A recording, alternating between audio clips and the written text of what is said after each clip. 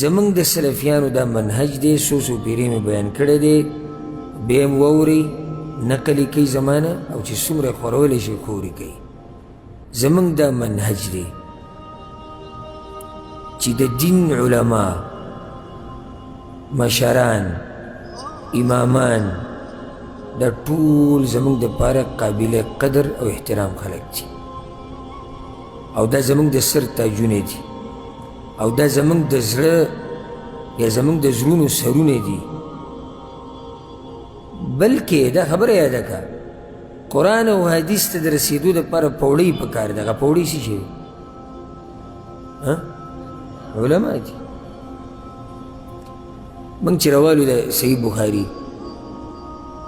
او زر حدیث وویل، په دې سند کې څوک دي؟ علما دي. نو چې دا علما ته د منځ نه لرې کړي، نو رسې څنګه قرآن او حدیث ته؟ رسې څنګه ته قرآن او حدیث ته؟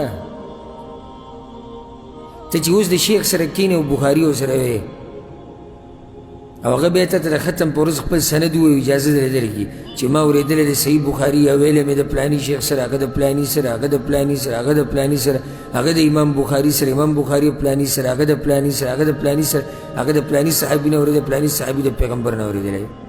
دا چې ته درکړې، ته څه شی شوې؟ ته چې وایې د قرآن او زه پې پوه شوم او ترجمه ده او تفسیر چې علما درکړي، ته به پوه شي؟ نه، علما پوړۍ ده چې موږ رسې قرآن او حدیث ته د الله په توفیق سره.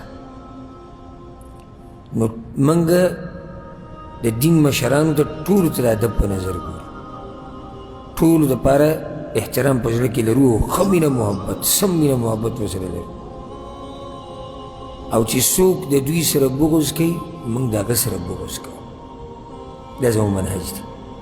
د چا چې د دین د مشرانو سره نه لګي، زمونږ د هغه سره نه لګي. اگر که ځان ته سلفي وایي، اگر که ځان ته اهل حدیث وایي، اگر که ځان ته اهل سنت وایي، که ځان ته حنفي وایي، که مالکي وایي، که شافعي وایي، که حنبلي وایي، که هر څوک چې د دین د مشرانو سره نه لګي، زمونږ د هغوی سره نه لګي. زما خبرې ګورې بلکل صفا او سپینې خبرې به زه پکې دې ته نه ګورم چې دا مخامخ ځان ته څه وایي. حق حق دی. نو یو خو دا زمونږ منهج دی چې د دین د مشرانو قدر احترام کو او د هغوی دفاع کو. دویمه ورسره دا خبره یاده که، دا اوس هم زمونږ منهج دی او عقیده ده چې د پیغمبر صلی الله علیه وسلم نه علاوه، پیغمبر صلی الله علیه وسلم هغه انسان دی چې الله د ګناه نه پاک ساتلی او د نور پیغمبرانو، د پیغمبر نه علاوه هر انسان خطا کیدی شي. تاسو دې کې اتفاق کوئ چې انسان خطا کیدی شي؟ څوک پکې اختلاف کوي؟ هر انسان خطا کیدی شي، غلطي ترې کیدی شي. امام مالک په مسجد نبوي کې درس ورکو، وی د هر چا د خبرې نه څه اخیستی کېږي، څه پرېښودی کېږي، څه وایي د دې قبر والا نه د هره خبره اخیستلی کېږي. ځان ته اشاره کول علماوي، ځان ته دې شاګردانو ته دا وي چې زما هم ګورې هره خبره به داسې نه منئ بې تحقیقه، که کمزوري درته ښکاره شو پرېږدوئ، خو ځکه انسان خبره به نه پرېږدی.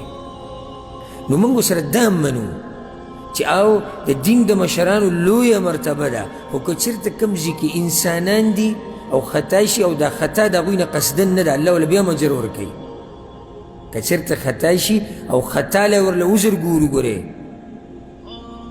دا موږ د هغوی سره مینه کوو، د هغوی قدر کوو. خطا له ورله عذر ګورو چې دا خطا زموږ په هغه باندې دا ګمان نشي کېدی چې هغه به قصدن د قرآن او حدیث خلاف مسله بیان کړي، خو انسان دی خطا شو. نو په دې خطا کې موږ د هغه تابعداري نه کوو.